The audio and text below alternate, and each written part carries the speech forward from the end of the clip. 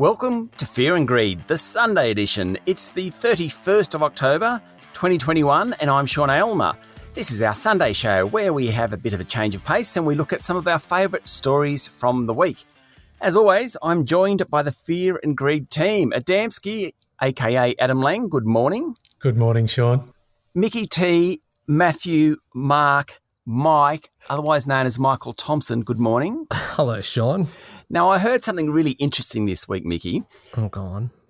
Michael worked for many years at the top-rated morning show in Sydney, and there was a bit of a joke around the studio whereby Michael Thompson was called anything from Matthew to Mark to Mike, but never Michael. Is that right? Yes, this is true. I didn't know that you heard this. The problem was that mail would turn up addressed to every name except for me. I would get Michelle. I got Merv on a couple of occasions, which is a bit of an odd one. Michael's a pretty kind of straightforward name. The worst one, though, was the colleague who worked alongside for about 4 years. And every time I saw her in the work kitchen, she said, "Oh, good morning, Tom." You made quite an impression. Yep. Merv. Yep. Well, I made enough of an impression that she called me the same wrong name every single time. So at least she got that right. It was consistent. Adamski. Yes, Sean. That's a nickname too that one of your old friends told us about 6 months ago. And we were the three of us were talking to this guy and he kept calling you Adamski. That is a perfect nickname. Where's that one come from? Okay, so there was a 90s DJ by that name, and I think you can, if you know me a bit, you know I'm not like a 90s DJ. So I don't know. I've seen those wedding photos of yours. A nice incongruous name to label me with. I'm sure there's affection behind it. Sean, do you have a nickname? No. I've never heard anyone give you a nickname. That means he does. He's just not telling us. No, I don't. I've never really had a nickname, although I did go on a tour. One of my kids' rugby teams went on a tour to New Zealand, and some of the dads decided to start calling me, it rhymes with Shauno and starts with a P. And when you're with a bunch of 14 and 15-year-old boys and you're out and everyone's calling you, like the 14-year-old boy is calling you porno, it's very unsettling. So I sort of try and kill that nickname, but just occasionally. The kids are a bit older now. Speaking of which, is there a safe word for today's episode? I think we do. We should have started with the safe word, definitely. Yeah. Adam, you've got one that I'm not going to be able to beat. I'm not sure whether Mickey T can beat it. What is it? So in the early hours of Friday morning, that's Australian time, Facebook CEO Mark Zuckerberg rebranded his company. As we discussed, we knew this was coming, or we suspected it was. We got the name wrong, though. We thought it might be Horizon, but it ended up being Meta, M-E-T-A, to reflect its virtual reality vision for the future. So, look, I am not a big fan of living in a virtual reality, so this one is not for me. So I'm suggesting for this week, Meta is the safe word. Okay. When this came out, you guys laughed at me for making fun of the whole Metaville concept. I then Googled it. It is impenetrable. Whatever Mark Zuckerberg is talking about is impenetrable. As in you don't know what he's talking about? I don't. I mean, living in a virtual world. Do you remember Virtual Life? I know, but my feet are on the floor here. Yeah. You know, I still eat food. I still conduct conversations with people. I still do a podcast every morning called Fear and Greed, Adamski. I think we're in furious agreement, Sean. I mean, I sort of understand the concept of it. I'm just repelled by it. I have no interest in living in a virtual life. Now, look, I say that now. I might be proven wrong. You're sounding a little bit like a Luddite here, Adam. Okay. You know what? In 20 years' time, I'm going to come back to you and go, we're all living in the metaverse. How's it feel now, Adam? Well, you won't come back to us. You'll somehow just sort of inform us through our minds or through the glasses we're wearing that we're in the metaverse. How's your tummy? Pretty fat. How about yours? Yeah, pretty fat. If it happens, I'll be pleased to be wrong. Okay. So let's make it meta. Mickey, you're not even getting a vote on this. Meta is the safe word. Any audience feedback this morning? Well, actually, there has been. There's been a few good reviews coming through on Apple Podcasts, and they've all been 5-star. reviews, which is, I wouldn't mention them obviously if they weren't 5 stars. But we had one from a gentleman by the name of Ham Now. I'm assuming that's a pseudonym because I can't imagine anyone naming their child Ham. But they said that the podcast is quirky in all the right ways, extremely well presented and just a pleasure to listen to.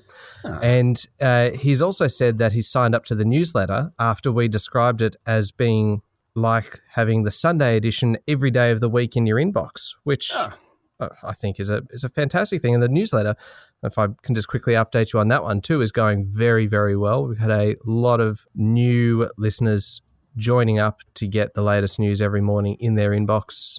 So head to fearandgreed.com.au and sign up there. It's completely free, of course, and there's often some quirky, interesting, fun stories until Adam gets to it. And now,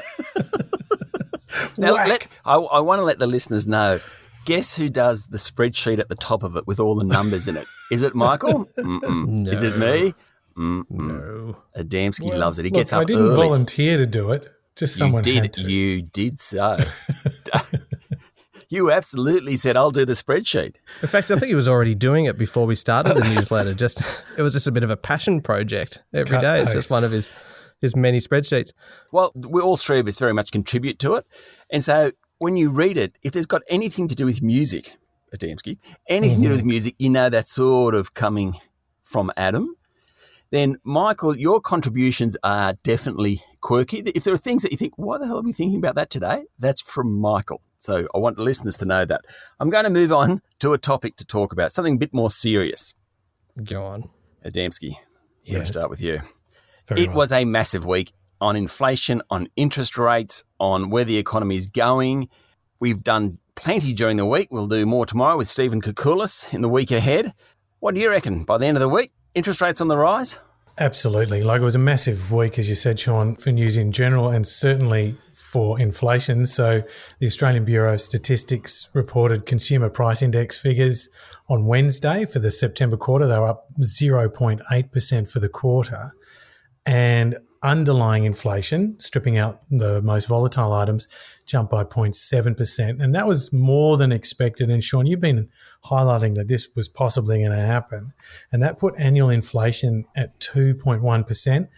And that is the first time in the last 6 years it's been within the Reserve Bank's target range for inflation of 2 to 3%. So it's really interesting that it's almost suddenly gone into that range after so long. What I would add there too is if you just annualise the last 6 months, it was 2.4%. Even higher. So curving up. Yeah, the momentum is with price rises. So that's really important, right? So the Reserve Bank has also been pretty adamant that they won't go up on interest rates until 2024. They meet next Tuesday. We'll get the announcement at 2:30 in the afternoon, just before the Melbourne Cup races. But these record low interest rates, they've really been at 0.1. They're an emergency setting, really to deal with the COVID or post-COVID world. And they may well come off. They're going to come off at some point, but it's really about when. If we see the interest rates rise, they're still going to be at historic lows for some time, for some years. But Sean, how are you seeing that? They're at 0.1 now. They might go up a bit. They might still go up a bit, but still be in a low range. How's that going to affect things? Perhaps not just in the short term, but in the medium term. Well, it's pretty interesting. The official cash rate is what the Reserve Bank targets, and that's 0.1%. Market interest rates use that as a base. So there's a risk premium, they call it, put on top of that 0.1%, and that's how you end up with a variable rate mortgage or a business loan rate or a 10-year fixed rate. It's all off that. So as you say, Adam, if it goes up a little bit, it sort of pushes through the whole curve and lots of interest rates rise. They're still really low. I mean, they're at 0.5% in March last year, straight after the pandemic came out. They were cut to 0.5% and then went lower. So if the Reserve Bank moves, it probably first step goes from 0.1 to 0.25, and then the next step is probably to 0.5. So let's say that happens sometimes next year. In 12 months' time, you still have an interest rate, an official cash rate, that is incredibly low. However, the point with all this is, when people think rates are rising, they make different decisions on property. Do I lock in to my fixed rate loan? Maybe it's too late. Maybe I should be doing it now. Do I not actually spend that extra money, take out that $100,000 loan to do the renovation.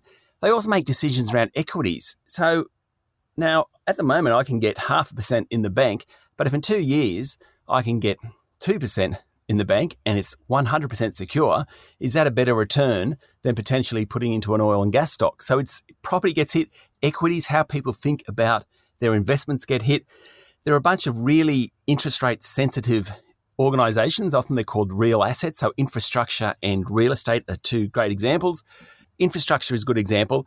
Some of those products and power lines and poles and those sorts of things, it's almost regulated how much of a return an investor is going to get, and it's linked to CPI, the Consumer Price Index.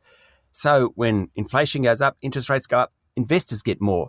So what is interesting, it is only a small step and it will take a while to flow through, but all asset classes are affected. Now, hold on. Was that too serious on a Sunday morning? That was very serious. It was. I apologise. I got into it. I just have that tendency to become really boring. Like, we're not all the Damskis all the time, but sometimes we are a little bit. Everyone has a little bit of a damn. And you know what? I'm not even going there. I'm going to self-meta. Very good.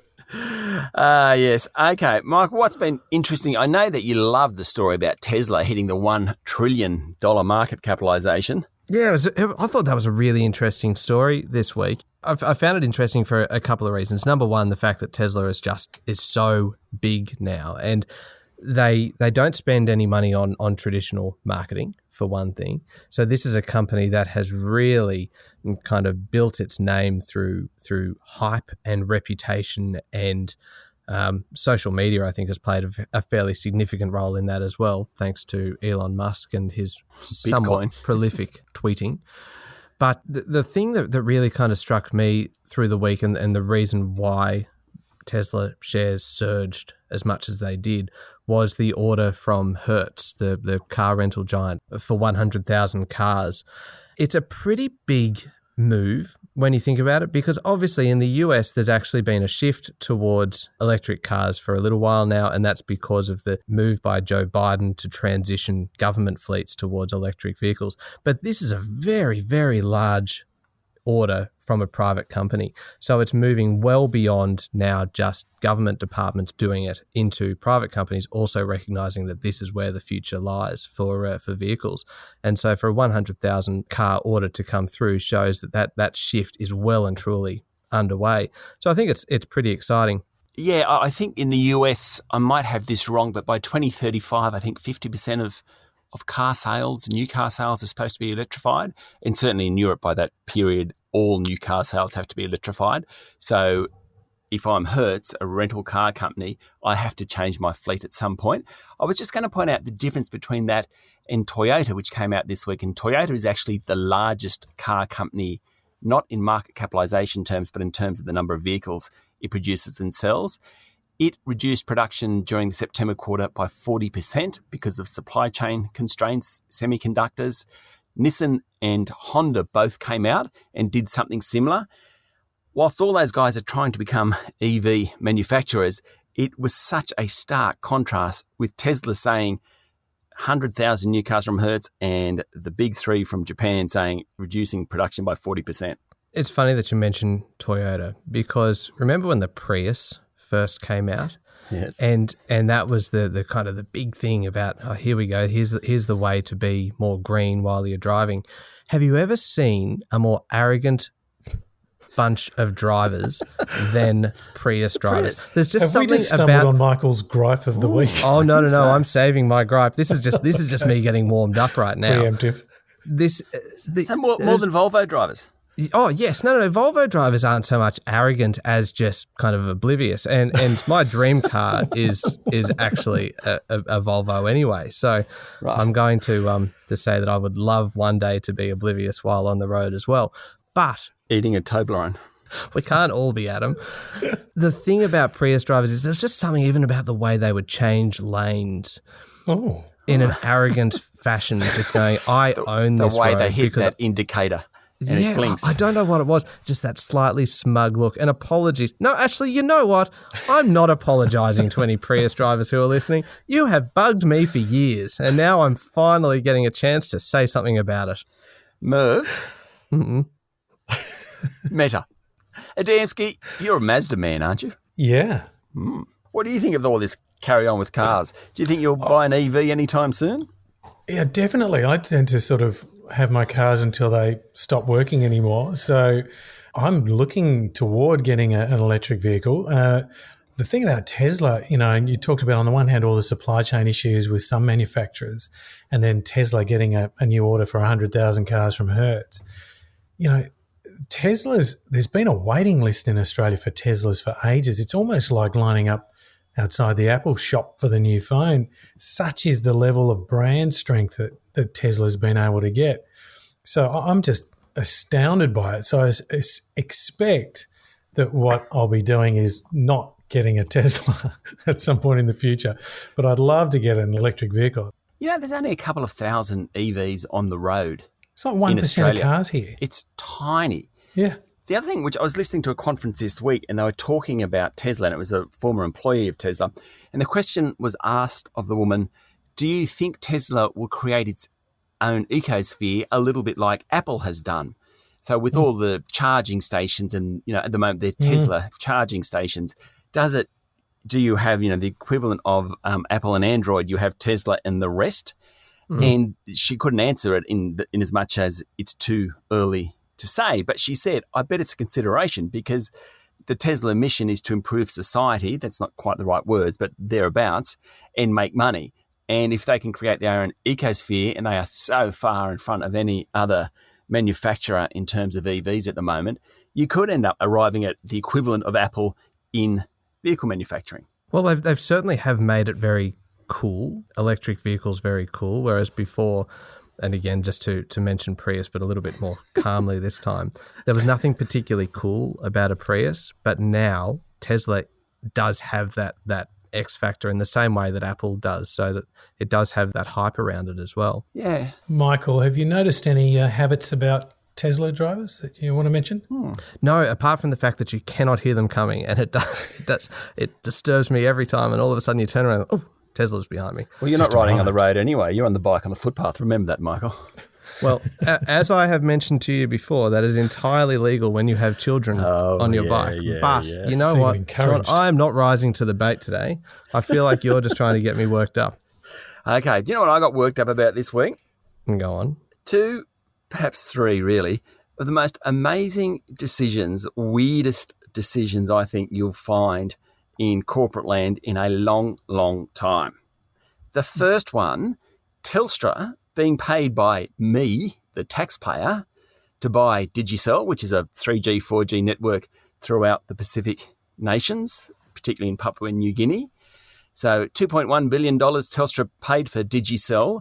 About 1.6, 1.7 of that is coming from the federal government. The federal government is we're just looking after friends. I'm not so sure. I think they're just trying to keep China out of those communication systems over there. I just think it's outrageous that my money is being used to help a private company purchase an asset. Number 1, ridiculous. Number 2, how the hell do you lose a casino license in Australia? Yeah, what do you have to do to lose it? Oh my God, the Crown decision this week was quite remarkable. Basically, the final report of Ray Finkelstein, the Commissioner, talked about money laundering, links to organised crime, not paying taxes or underpaying taxes at least, bullying regulators, woeful corporate governance, all sorts of things. However, what we're going to do is put you on a 2-year good behaviour bond, and we're not going to strip you of your licence because too many people would lose their jobs, and actually, let's just keep going on and see where we get to. I just think that is it astounds me that that's all it is. The third one, the really big one. There's a bigger one? Go on, let's hear this. This will be good. Chinese authorities cracking down on spinach, cauliflower and broccoli. Now you're outraged. Okay, Beijing, you can put your nose in the technology, you can put your nose in the financial service firms, you can put your nose in the IPOs, but when you're going to the local market and saying cut the price of cauliflower, broccoli and spinach, I think you've gone too far. I love that is where the line is for you. That you know what? Cauliflower and broccoli, go for it. Do whatever you want, China. I'm just like they're not really the premium vegetables, are they? They're not potatoes. What about spinach? You said cauliflower and broccoli, spinach. Well, okay, I'm partly with you on spinach. Spinach is a good one of the good vegetables with a bit of butter and a bit of salt. Very nice. But cauliflower and broccoli, no, just crack down. Go for it, China. I'm on your side. Not a sentence I thought I'd be saying anytime soon. I'm just thinking back to the inflation conversation, which may have been too serious, right? Is this where we should be heading, Sean and Michael? Discussions on the merits of vegetables. Potentially. I mean, how does inflation hit me? I have so much to learn. Well, we go to the supermarket. I get my avocado for $1. We found that out in the last couple of weeks. Brilliant. This week, Woolies CEO Brad Banducci said red meat prices are going up. Yep. A steak is like $12 to $15 for a decent cut of steak. How the hell do you buy that for a family? You don't, in fact. But then that price of red meat is going up. That, to me, is what inflation's about. With those inflation figures you were talking about, there were things, a lot of electronics have gone up because of the shortage in semiconductor chips. Also, just getting stuff out of Asia, particularly China, is really hard at the moment. That, to me, is inflation, having to pay more for my laptop and my spinach and cauliflower. You know what you need to do? You need to get on board the berries at the moment. Blueberries, raspberries, strawberries, insanely cheap. Summer fruits. So, I want a quick answer from both of you. Tray of mangoes, how much are you prepared to pay for decent mangoes at the moment? What will you pay? For the full tray or per mango? No, for the full tray. So let's say you're getting 18, well, no, you're probably getting 12 mangoes. Couple of bucks each? $25? Yeah, right. I'd go 30. Yeah, I reckon that's about right. Yep. Okay. We like mangoes. Blackberries.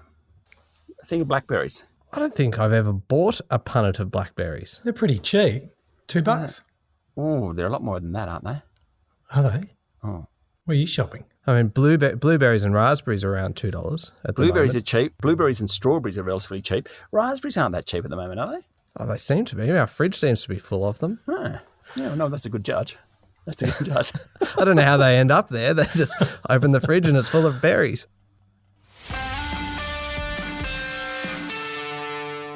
Now, Michael, you're the only millennial amongst us here.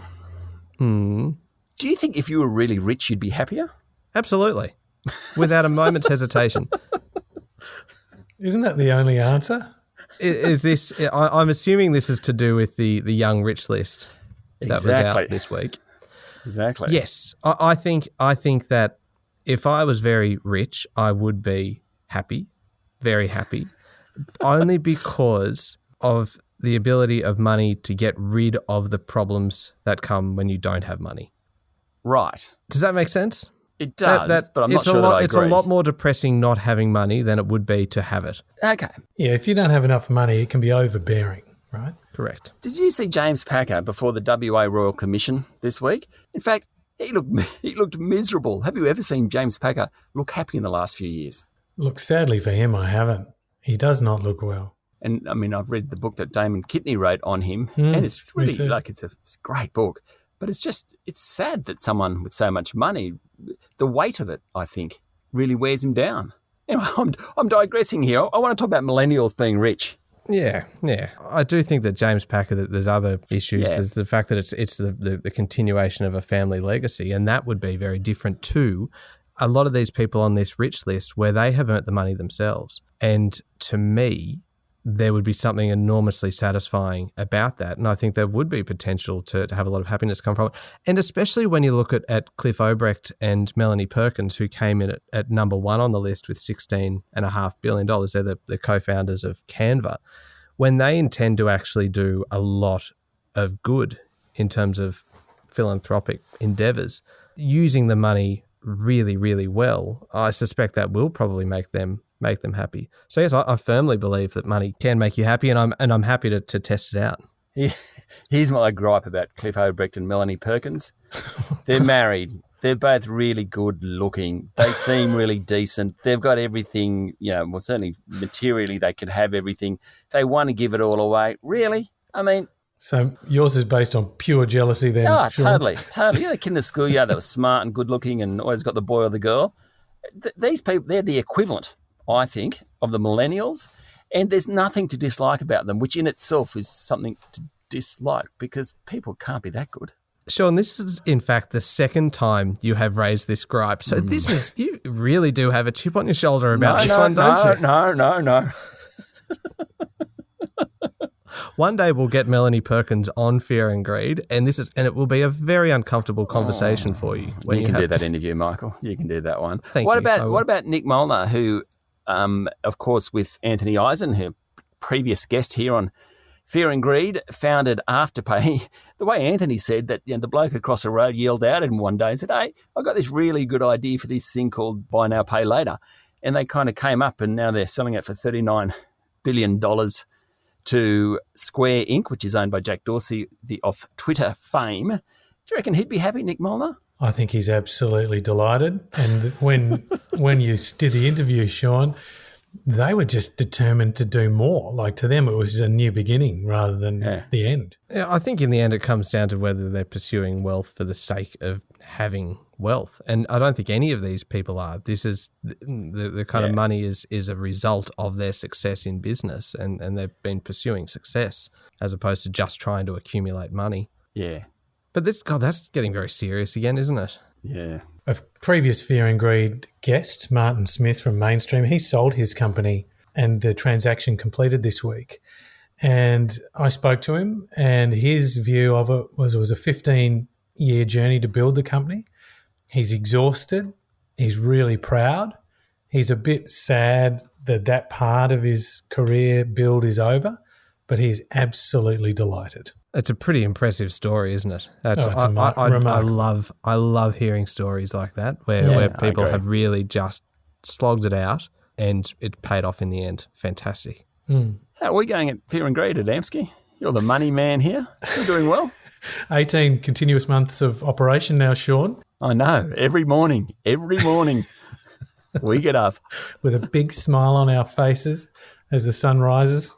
You should. I think we should actually start taping the very first part of the conversations we have in the morning. It's and then as a cup of tea comes and you start settling in a little bit, and we just talk about what's gone on and what's in the news headlines and what's happened overnight. We loosen up somewhat.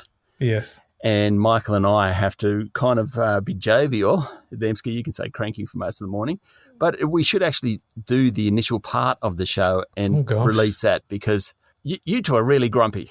You have not sold it well. I don't know what part of what you said just then makes you think that we should release that. Exactly. Sean, that is a terrible idea. I'm going to call that out right now. That is not going to happen. Meta, done, gone. 18 months of continuous operation. Yep. How many podcasts have we done? Oh, my God, in terms of the number of them? Geez, we're well over 1,000. We started out thinking we'd do one a day. We now do multiple episodes a day.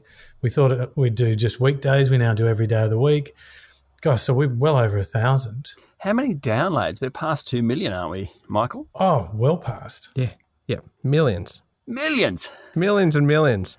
Yeah. So we did 450,000 last month.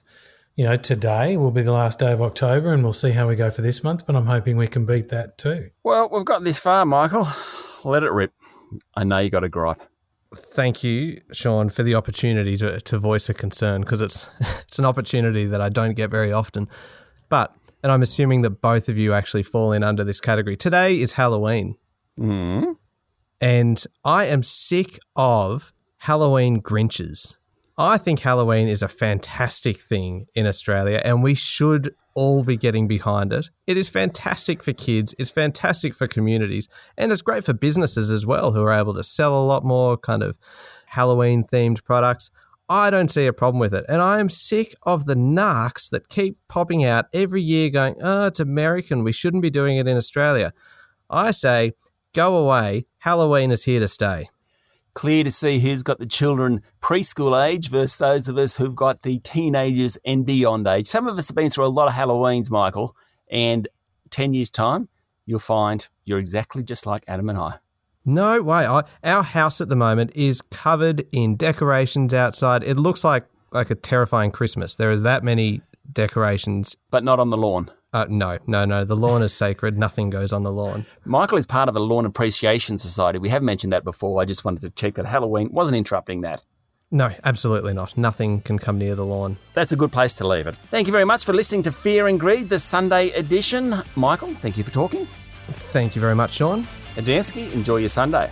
You too, Sean. It's the 31st of October, 2021. I'm Sean Aylmer. I hope you enjoyed the show and have a great Sunday.